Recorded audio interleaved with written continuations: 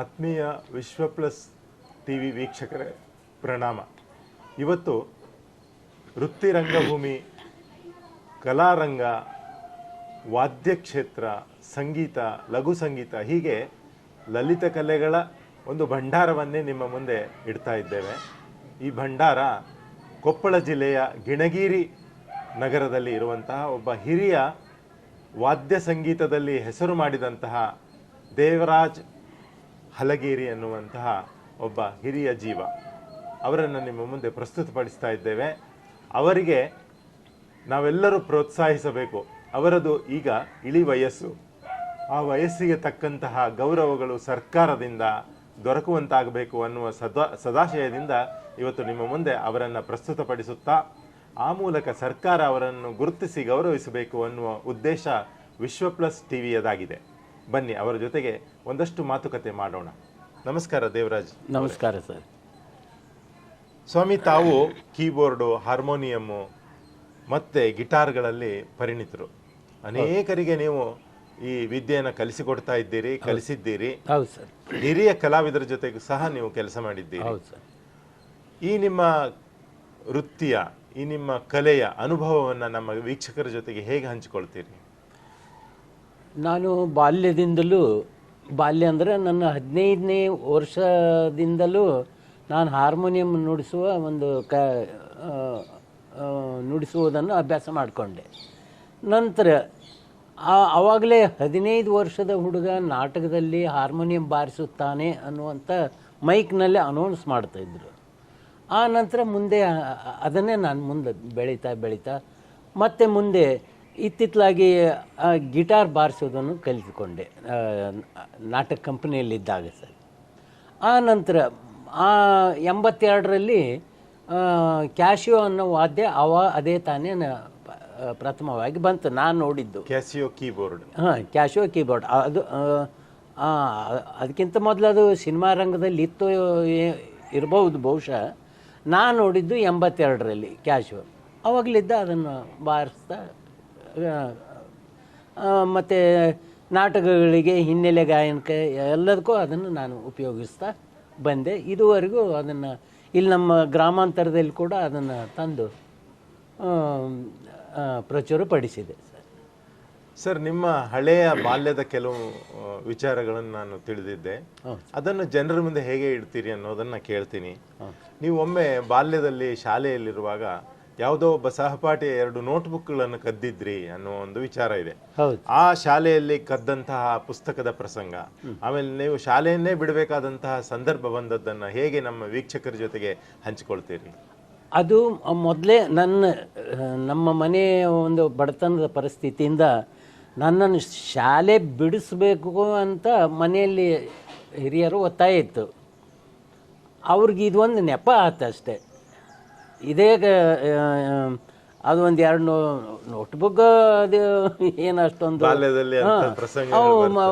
ಮಾಮೂಲಿ. ಅವನ ಬುಕ್ ಇವನು ತಗೊಳ್ಳೋದು, ಇವನ ಬುಕ್ ಅವನು ಕಸ್ಕೊಳ್ಳೋದು, ಇದೇ ಒಂದು ಕಾರಣ ಮುಂದೆ ಮಾಡಿ ನನ್ನ ಶಾಲೆಯಿಂದ ಮನೆಯವರು ಬಿಡಿಸಿ ನನ್ನ ದನ ಕಾಯಕ್ಕೆ ಹಚ್ಚಿದ್ರು. ದನ ಕಾಯೋದು, ಆಡು ಕಾಯೋದು, ಇಂಥ ಕೆಲಸಕ್ಕೆ ಹಚ್ಚಿದ್ರು ಮತ್ತು ಅವು ಮನೆತನದ ಪರಿಸ್ಥಿತಿಯನ್ನು ಸ್ವಲ್ಪ ಗಂಭೀರವಿದ್ದರಿಂದ ನಾನು ಕೂಲಿ ನಾಲಿ, ನಮ್ಮ ತಾಯಿ ಜೊತೆಗೆ ಕೂಲಿ ನಾಲಿ ಮಾಡುವ ಕೆಲಸ ಮಾಡ್ಕೊಂಡು ಅವ್ರಿಗೆ ಸಹಾಯಕನಾದೆ ಅಷ್ಟೇ. ಅದೇ, ನಿಮ್ಮ ತಾಯಿ ಜೊತೆಗೆ ನೀವು ಕೆಲಸ ಮಾಡಿ ಮನೆಯ ಊಟಕ್ಕೆ ತುತ್ತನ್ನ ಹೊಂದಿಸಿಕೊಳ್ಳುವಂತ ಪ್ರಯತ್ನ ಮಾಡಿದಿರಿ ಅಂದಾಗ ಇಲ್ಲಿ ನಿಮ್ಮ ತಾಯಿ ನಿಂಗಮ್ಮನವರ ಒಂದು ಪ್ರಸಂಗ ನೆನಪಾಗ್ತಾ ಇದೆ.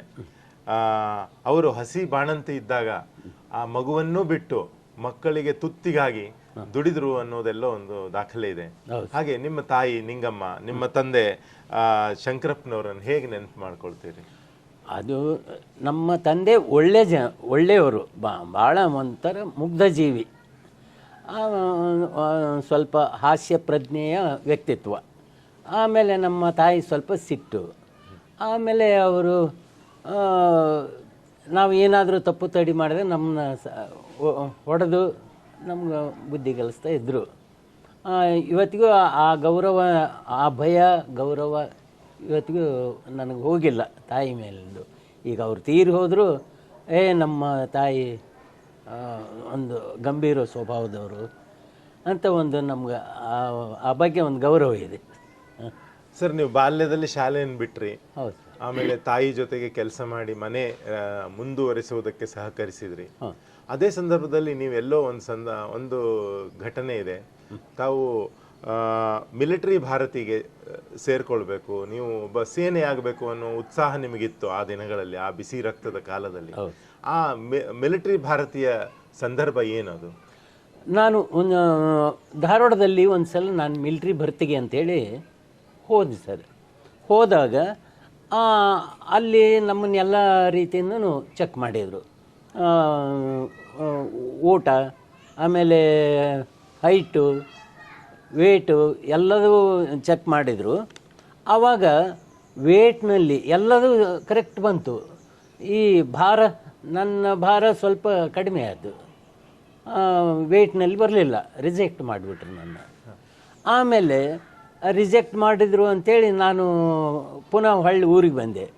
ಮತ್ತೊಂದು ಸಲ ಇನ್ನೊಂದು ವಾರ ಬಿಟ್ಟು ಮತ್ತೆ ಮಿಲ್ಟ್ರಿ ಭರ್ತಿ ಇದೆ ಅಂಥೇಳಿ ನಮ್ಗೆ ಮತ್ತೊಬ್ರು ಯಾರೋ ಹೇಳಿದರು. ಅವಾಗ ಪುನಃ ಮತ್ತೆ ನಾನು ಅಲ್ಲಿ ಹೋದೆ. ಈ ಮೊದಲು ಹೋದಾಗ ಇಲ್ಲಿ ನಮ್ಮ ಸ್ನೇಹಿತರೆಲ್ಲ ಕೇಳಿದರು, ಯಾಕಲೇ ಮಿಲ್ಟ್ರಿ ಭರ್ತಿಗೆ ಹೋಗಿದ್ದೆಲ್ಲ ಏನಾಯಿತು? ಇಲ್ಲಿ ಬಿಡಲೇ, ಅದು ನನಗೆ ಆಗಲಿಲ್ಲ, ತೂಕದಾಗ ಕಡಿಮೆ ಆಯಿತು. ತೂಕದಾಗ ಕಡಿಮೆ ಆಯ್ತಂದ್ರೆ ನೀನು ಒಂದು ಡಜನ್ ಬಾಳೆಹಣ್ಣು ತಿಂದು ಹೋಗ್ಬೇಕಾಗಿತ್ತಲೇ ನೀನು, ಅಂದ್ರೆ ಕರೆಕ್ಟ್ ಬರ್ತಿತ್ತು ಅಂತ ಹೇಳಿದರು. ಅವ್ರ ಸಲಹೆ ಒಳ್ಳೇದನ್ನಿಸ್ತು. ಮತ್ತು ಒಂದು ವಾರ ಬಿಟ್ಟು ಮಿಲ್ಟ್ರಿ ಭರ್ತಿ ಇದೆ ಅಂತ ಯಾರೋ ಒಬ್ಬರು ಹೇಳಿದರು. ಅವ ಮತ್ತೆ ಪುನಃ ಧಾರವಾಡಕ್ಕೆ ಓಡಿ ಅಲ್ಲಿ ಕಂಪೌಂಡ್ ಹತ್ರ ನೋಡ್ತೀನಿ, ಅಲ್ಲಿ ಯಾವನೂ ಇಲ್ಲ. ಆಮೇಲೆ ಅಲ್ಲಿ ಅಕ್ಕಪಕ್ಕ ಇದ್ದವ್ರನ್ನ ಕೇಳಿದೆ, ಇಲ್ಲಿ ಮಿಲ್ಟ್ರಿ ಭರ್ತಿ ಎಲ್ಲಿದೆ ರೀ ಅಂತೇಳಿ. ಈಗ ಇಲ್ಲೆಲ್ಲಿದೆ ರೀ, ಹೋದ ವಾರ ಇತ್ತು, ಈ ವಾರ ಇಲ್ಲ, ನಿಮ್ಗೆ ಯಾರ ಸುಳ್ಳು ಹೇಳ್ಯಾರ. ನಾವು ಆ ಕಂಪೌಂಡ್ಗೆ ಹೋಗ್ದೇನ ಪೂರ್ವ ಒಂದು ಡಜನ್ ಬಾಳೆಹಣ್ಣು, ಅದು ಇಷ್ಟುದ್ದ ನೇಂದ್ರ ಬಾಳೆಹಣ್ಣು ಅಂತೇಳಿ, ಅದನ್ನು ಇಷ್ಟುದ್ದ ಒಲ್ಲೆ ಅಂದ್ರೂ ತುರುಕಿ ತಿಂದು ಅಲ್ಲಿ ಮಿಲ್ಟ್ರಿ ಕಂಪೌಂಡಿಗೆ ಹೋದೆ. ಅಲ್ಲಿ ಹೋದಾಗ ಅಲ್ಲಿ ಯಾರೂ ಇರಲಿಲ್ಲ. ಹೀಗೆ ಒಟ್ಟಾರೆ ಮಿಲಿಟರಿ ಭಾರತಿ ನಿಮಗೆ ಸಿಗಲಿಲ್ಲ. ಸುಮ್ಮನೆ ಅಲ್ಲಿಂದ ಹೊಳ್ಳಿ ಊರಿಗೆ ಬಂದೆ. ನಾನು ಬಾಳೆಹಣ್ಣು ತಿನ್ನಕ್ಕೆ ಈ ಧಾರವಾಡಕ್ಕೆ ಬರಬೇಕಾಗಿತ್ತೆ ಅಂದ್ಕೊಂಡು ವಾಪಸ್ ನಿರಾಶೆ ಆಗಿ ಬಂದೆ. ಆ ಬಾಳೆಹಣ್ಣಿನ ಸಿಹಿ ನಿಮಗೆ ಸಂಗೀತದೊಳಗೆ ಸಿಗಬೇಕಾಗಿತ್ತು, ಮಿಲಿಟರಿ ಭಾರತಿ ಆಗಲಿಲ್ಲ, ಸಂಗೀತ ಭಾರತಿ ನಿಮಗೆ ಕೊಟ್ಟಿದ್ದಾಳೆ ಜಾಗ. ಆಯ್ತು, ಈಗ ಮಿಲಿಟರಿ ಭಾರತಿ ಮುಗೀತು. ನೀವು ನಾಟಕ ಕಲಿಸುತ್ತಾ ನಾಟಕವನ್ನ ಆಡುತ್ತಾ ಬಂದವರು, ನಾಟಕಕ್ಕೆ ಸಂಗೀತ ಕೊಡ್ತಾ ಬಂದವರು, ಅದನ್ನು ಹೇಗೆ ಆರಂಭ ಮಾಡಿಕೊಂಡ್ರಿ? ಈ ಸಂಗೀತದ ನಾಟಕಕ್ಕೆ ಹೆಂಗೆ ಹೋದ್ರಿ ನೀವು? ಸಂಗೀತ ಮೊದಲು ಸಂಗೀತಕ್ಕೆ ನಾನು ಅವಾಗ ಸಂಗೀತ ಅಂದ್ರೆ ಬರೀ ನಾಟಕ ಕಲಿಸೋದು ಒಂದೇ ಅಂತ ನಾನು ಭಾವಿಸಿದ್ದೆ. ಯಾಕಂದ್ರೆ ನನಗಿನ್ನೂ ಅನುಭವ ಸಾಲದು. ಸಂಗೀತ ಅಂದರೆ ಶಾಸ್ತ್ರೀಯವಾಗಿ ಹಾಡ್ತಾರೆ, ಅದು ಇದು ಸುಗಮ ಸಂಗೀತ ಅಂತ ಇರ್ತತೆ ಅಂತ, ಅದು ಯಾವುದೋ ಅವಾಗ ಸುಗಮ ಸಂಗೀತ ಅನ್ನೋದು ಇರಲಿಲ್ಲ 1965-66ರಲ್ಲಿ. ಆ ನಂತರ ಅವೆಲ್ಲ ಇತ್ತಿತ್ತಲಾಗಿ ಪ್ರಚುರ ಪಟ್ಟು ಪ್ರಚಾರದಲ್ಲಿ ಬಂದವು. ಆವಾಗ ನಾನು ನಾಟಕ ಕಲಿಸೋದೇ ಒಂದು ಸಂಗೀತ ಅಂತ ಹಿಂಗೆ ಆ ರೀತಿ ಅದರಲ್ಲಿ ನಾನು ಮುಂದುವರೆದ್ಬಿಟ್ಟೆ. ಹಾರ್ಮೋನಿಯಂ ಮತ್ತು ಅಲ್ಲಿ ಬಹಳ ಚೆನ್ನಾಗಿನೂ ಬಾರಿಸ್ತಿದ್ದೆ ಆವಾಗ ನನ್ನ ಕೈ ಚಳಕ ಕಂಡು ಕಂಪ್ನಿ ಮಾಲಕರು, ಅಂದರೆ ಊರಲ್ಲೇ ಒಂದು ಅಮೇಚೂರು ಸಂಘಗಳನ್ನು ಕಟ್ಕೊಂಡು ಅದಕ್ಕೊಬ್ಬರು ಮಾಲಕರು, ಮ್ಯಾನೇಜರು ಅಂತೇಳಿ ಊರಿನವರೇ ಇರ್ತಾರೆ. ಆ ಮಾಲಕರು ನನಗೆ, ಇವನ ಕೈ ಭಾಳ ಚೆನ್ನಾಗದವಪ್ಪ, ಇವನ್ನ ಹಾರ್ಮೋನಿಯಂ ಕುಂದ್ರಿಸ್ಬಿಡೋಣ ನಾಟಕಕ್ಕೆ ಅಂಥೇಳಿ ನನಗೆ ಯಾವಾಗ ಇನ್ನೂ 15 ವರ್ಷ ಅವಾಗಲೇ ನಾನು ಹೇಳ್ಕೊಂಡು ಹೋಗಿ ಹಾರ್ಮೋನಿಯಮ್ಗೆ ಕುಂದಿರಿಸಿದ್ರು. ಅವಾಗ ಹಾಡುಗಳು ಭಾಳ ಆವಾಗ ಸಿನಿಮಾ ರೆಕಾರ್ಡ್ನ ಭಾಳ ಚೆನ್ನಾಗಿ ಬಾರಿಸ್ತಿದ್ದೆ. ಅವಾಗ ಅದು ಒಂಥರ ಹೊಸದೇ ಅನ್ನಿಸ್ತು. ಆವಾಗಿನ್ನೂ ಸಂಗೀತ ಅಷ್ಟೊಂದು, ಈ ಸಿನಿಮಾ ಸಂಗೀತ ಅಷ್ಟೊಂದು ಇರಲಿಲ್ಲ ಸರ್. 64-65ರಲ್ಲಿ ಇದ್ದು ಏನೋ ಹಳೇ ರೆಕಾರ್ಡ್ಗಳು. ಈಗ ಸಿನಿಮಾ ಸಂಗೀತ ಅಂದ್ರೆ ಯಾವ್ದಾದ್ರು ಒಂದು ಕ್ಷಣ ನುಡಿಸ್ರಿ. ಮುಂಡ್ರಗಿಯಲ್ಲಿ ನಿಮ್ಮ ಲಕ್ಷ್ಮಿ ನಿಮ್ಮ ಮನೆಗೆ ಬಂದ್ರು, ಮುಂಡ್ರಗಿ ಮೂಲದವರು, ನಿಮ್ಮ ಪತ್ನಿ. ಆ ಗೃಹಲಕ್ಷ್ಮಿ ನಿಮಗೆ ಹೇಗೆ ಸಹಕಾರ ನೀಡಿದ್ರು ಆ ದಿನಗಳಲ್ಲಿ? ಅದು ಎಲ್ಲರಂತೆ ನಮ್ಮ ತಂದೆ ನನಗೊಂದು ಕನ್ಯಾ ನೋಡಿದ್ರು. ಇದು ಸಂಕ್ಷಿಪ್ತದಲ್ಲೇ ನಾವು ಮದುವೆ ಆದ್ವಿ. ಹೆಚ್ಚು ಆಡಂಬರ ಇಲ್ದನ ಮದುವೆ ಆದ್ವಿ. ಯಾಕಂದ್ರೆ ಆಗಿನ ನಮ್ಮ ಪರಿಸ್ಥಿತಿನೂ ಹಂಗೆ ಇತ್ತು. ಕೆಲವರು ನಮ್ಗೆ ಸಹಾಯನೂ ಮಾಡಿದರು. ಇವು ನಮ್ಮ ನಾಟಕದ ಹುಡುಗರೆಲ್ಲ ನನ್ನ ಸಹಾಯಾರ್ಥಕವಾಗಿ ಒಂದು ಬೆನಿಫಿಟ್ ಶೋ ಮಾಡಿ ಅದ್ರ ಕಲೆಕ್ಷನ್ ಎಲ್ಲ ನನ್ನ ಮದುವೆಗೆ ಅಂಥೇಳಿ ಕೊಟ್ಟರು. ಅದರಲ್ಲೇ ನಾನು ಇದ್ದಿದ್ರಲ್ಲೇ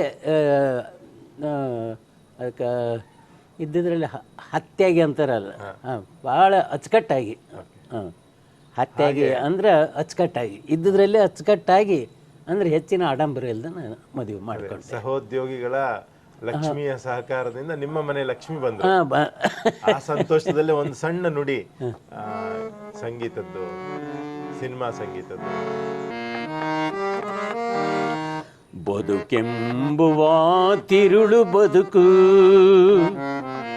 ಬದುಕೆಂಬುವ ತಿರುಳು ಬದುಕು, ಚೆಲ್ಲಾಟದುಲ್ಲಾಸ ಹಣವಿರುವ ತನಕ, ಚೆಲ್ಲಾಟದುಲ್ಲಾಸ ಹಣವಿರುವ ತನಕ, ಹಣ ತೀರಿದ ಕ್ಷಣಕ್ಕೆ ವಿಧಿ ಬುದ್ಧಿ ಚುರುಕು, ಬಾಂಧವ್ಯ ದಾಂಪತ್ಯ ಎಲ್ಲವೂ ಹರುಕು ಮುರುಕು, ಹರುಕು ಮುರುಕು.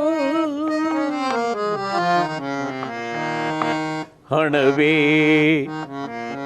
ಜಗದೆಲ್ಲ, ಹಣವೇ ಜಗದೆಲ್ಲ ವ್ಯವಹಾರದ ಸೂತ್ರ, ಹಣವಿರುವವನೆಲ್ಲರ ಪ್ರೀತಿಗೂ ಪಾತ್ರ.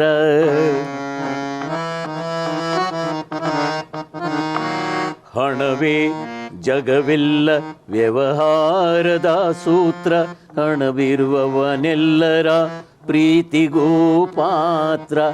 ಬಂಧು ಮಿತ್ರರ ಪ್ರೀತಿ ನೆಪ ಮಾತ್ರ, ಬಂಧು ಮಿತ್ರರ ಪ್ರೀತಿ ನೆಪ ಮಾತ್ರ, ಬಂದು ಕೇಳುವರೆ ನಿಮ್ಮಯ ಸತಿ ಪುತ್ರ ಪುತ್ರ ಪುತ್ರ.